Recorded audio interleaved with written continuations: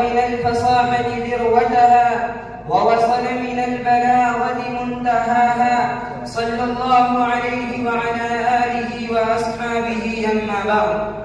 ففي هذه المناسبة الكريمة